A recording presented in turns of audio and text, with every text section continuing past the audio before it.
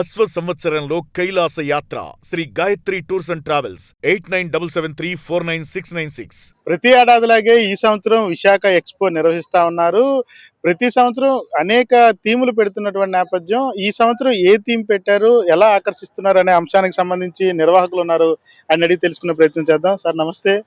ప్రతి సంవత్సరం different teams పెడతా ఉంటారు. లాస్ట్ ఇయర్ ఏమంటారు సాగర్ కన్యలని ఇటువంటివి తీసుకొచ్చారు. ఈ సంవత్సరం ఏ థీమ్ తీసుకొచ్చారు? ఇక్కడ ప్రతి సంవత్సరం డిఫరెంట్ కాన్సెప్ట్లు పెడుతూ ఉంటాం సార్.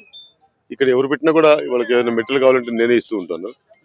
దీంట్లో భాగంగానే ఈసారి వైజాగ్ ఎక్స్పోని ఈ పేరు మీద చేసే ఎగ్జిబిషన్ లో మొట్టమొదటిసారిగా దీంట్లో యమలోకం కాన్సెప్ట్ ఒకటి పెట్టడం జరిగింది. చిన్నారి పిల్లల్ని ఎంటర్టైన్ చేసే దానికోసం, అదే విధంగా వారికి సత్ప్రవర్తనలో ఏ విధంగా సత్ప్రవర్తన పొందాలి, మనం ఈ టైంలో ఏదైనా తప్పు చేస్తే మనకి ఏ విధంగా శిక్షలు పడతాయి పైన, అంటే ఒక మోటివేట్ చేసే విధంగా, అంటే ఒక మంచి నేర్పించే ఉద్దేశంతో ఈ ప్రాజెక్ట్ మనం పెట్టడం జరిగింది.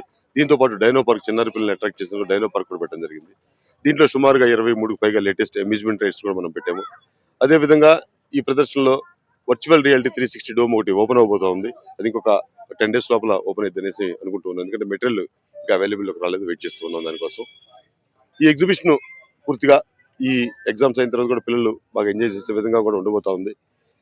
ఈ ప్రదర్శన ఇంకా కొన్ని రోజులు మాత్రమే ప్రదర్శింపబడుతుంది.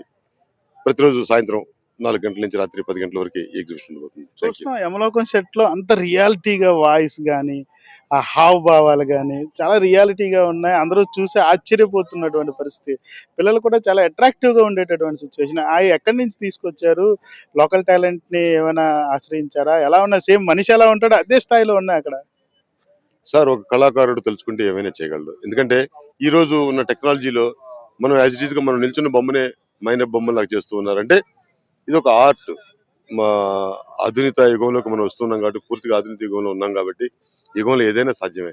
అంటే ఒక రియలిస్టిక్ గా దాన్ని చేయకపోతే పబ్లిక్ అనేవాళ్ళు ఆస్వాదించరు. పబ్లిక్ కావాల్సింది ఈరోజు ఎంటర్టైన్మెంట్ తో పాటు వారికి కావాల్సినటువంటి ఒక క్లీన్ పిక్చర్. అంటే ఇది కరెక్ట్ గా ఉంది, ఈ విధంగా వైబ్రేట్ అవుతుంది, అంటే ఒక టెక్నాలజీని కూడా పిల్లలకు మనం పరిచయం చేస్తున్నాం చెప్పుకోవచ్చు. చూడొచ్చు. అంటే నరకంలో ఏంటేంటి ఉంటాయో, ఏ శిక్షలు ఉంటాయో అన్ని శిక్షలు పెట్టారు. మీకు ఎలా అనిపిస్తా ఉందంటే భూలోకంలో ఏదైనా తప్పు చేస్తే పైన జరుగుతుందని సభ్య సమాజానికి మెసేజ్ ఇచ్చే ఓరియంటెడ్గా ఉంది. మీకు ఎలా అనిపిస్తా ఉంది? దాని యొక్క బ్యాక్గ్రౌండ్ మీకు ఎలా చెప్తా ఉన్నారు? చూసే వాళ్ళందరూ ఎలా చెప్తా ఉన్నారు? సార్, పబ్లిక్ అయితే చాలా బాగా ఎంజాయ్ చేస్తున్నారు సార్. ఎందుకంటే వాళ్ళకి కావాల్సింది ఎంటర్టైన్మెంట్ తో పాటు, వినోదంతో పాటు ఒక విజ్ఞానాన్ని పెంపొందించే విధంగా ఉండాలి. దాన్ని దృష్టిలో పెట్టుకొని మనం చేయడం జరుగుతుంది. విజ్ఞానం మెయిన్. విజ్ఞానం అంటే పిల్లలకి మనం ఏం నేర్పిస్తాం సార్? ఒక మంచి నేర్పించాలి. వాళ్ళు ఏదో డబ్బులు ఇచ్చారు మనం తీసుకున్నామని అనుకోకుండా వారికి ఒక మంచి నేర్పించాలి. పెద్దవారు కూడా చాలా మంది ఇన్స్పిరేషన్ అయి ఉన్నారు దీంట్లో. అంటే చాలా మందికి తెలియదు ఈ విధంగా మనకు ఉంటుందనేసి. మన పురాణాల్లో మన పెద్దవాళ్ళు ఇంతకుముందు అమ్మమ్మలు, నానమ్మలు, తాతయ్యలు కూర్చోబెట్టి బాలమిత్ర కథలు, చందమామ కథలు చెప్పేవాళ్ళు. ఇప్పుడు చెప్పేవాళ్ళు లేరు. ఇప్పుడంతా మొబైల్ యుగం వచ్చింది కాబట్టి అందరూ యూట్యూబ్లో బిజీగా ఉంటారు పిల్లలు. వారికి కూడా ఈ విధమైన విజ్ఞానాన్ని నేర్పిద్దాం, వాళ్ళు సత్ప్రవర్తనతో మెలుగుతారనేసి మా ఒక ఉద్దేశం ఇది. అంటే అందరికీ మేము మోటివేట్ చేయలేకపోవచ్చు, కొంచెం ఏదైనా ఇలాంటి టీములు చూసి మోటివేట్ అవుతారన్న ఉద్దేశం మాది. ఈరోజు చిన్నారి పిల్లలు ఎంతో మంది మనం చూస్తూ ఉన్నాం. చాలా మంది మన కళ్ళ ముందు జరుగుతా ఉన్నాయి అన్ని కూడా, ఎక్కడెక్కడ వింటూ ఉన్నాం. వాళ్ళు గంజా తాగుతారు, వీళ్ళు డ్రింక్స్ చేస్తారు. అంటే వాళ్ళకి ఒక సత్ప్రవర్తన అనేది ఇప్పటి నుంచి అలవాటు చేస్తే వాళ్ళు కొంచెం మంచి భవిష్యత్తు ఉంటుంది అనేసి ఒక చిన్న ఇది ఈ కాన్సెప్ట్ రూపంలో మేము చూపిస్తున్నాం మా ప్రయత్నం. అంటే మేము చూస్తా ఉన్నాం గరుడ పురాణం అంటూ కూడా పాత గతంలో ఎప్పుడో ఒక్కసారి చూసి ఉంటాం నా కాలంలో. అట్లా ఇప్పుడు యువత గరుడ పురాణం అంటే ఏంటో కూడా తెలియదు, అక్కడ శిక్షలు ఏంటో కూడా తెలియదు. అన్ని ప్రతి బాండీలో పెట్టడం కానీ, ఎలకలతో కరిపించడం కానీ, తర్వాత కత్తితో చీరడం కానీ అనేక శిక్షలు ఉన్నాయి అక్కడ. బాణాలతో కొట్టడం నాకు కూడా కొత్తగా అనిపించింది. అది మీకు ఎలా అనిపించింది? మీకు ఎవరు తాటిచ్చారు అసలు? ఆ బొమ్మలు కానీ, ఏదైతే గరుడ పురాణం శిక్షలు కానీ, ఎలా మీకు ఈ తాట ఎలా వచ్చిందండి? ఎండింగ్ లో కూడా ఆ ఐరావతం చూడగానే లోపల చూసిందంతా మర్చిపోయినటువంటి పరిస్థితి. వెంటనే వెంకటేశ్వర స్వామి దర్శనం చాలా అద్భుతంగా కనిపించేటటువంటి పరిస్థితి. ఈ తాట ఎలా వచ్చింది? ఎవరిది తాటు? మీకు ఎంత ఖర్చు అయింది అంత మొత్తానికి కూడా?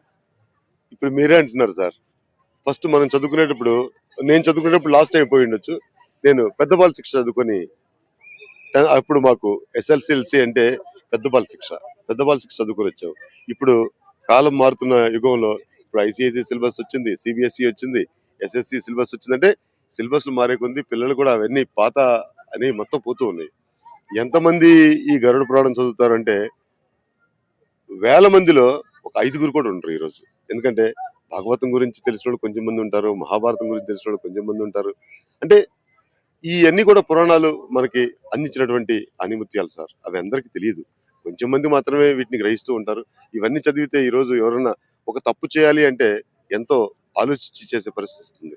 ఇవన్నీ తెలియదు కాబట్టి ఇవన్నీ తెలియపరుస్తున్న ఉద్దేశంతో ఇవి మేము ఒక రీసెర్చ్ చేసి ఈ విధంగా చేస్తే బాగుంటుంది అనేసి రవిచంద్ర అనే నా మిత్రుడు దీనికి అంత కారణం. మన ఓన్లీ ఇన్వెస్టర్స్ మాత్రమే. అతను ఒక టీమ్ ని తయారు చేసి ఈ విధంగా చేస్తూ బాగుంటుంది ఉద్దేశంతో ఈ విధంగా చేయడం జరిగింది. Thank you.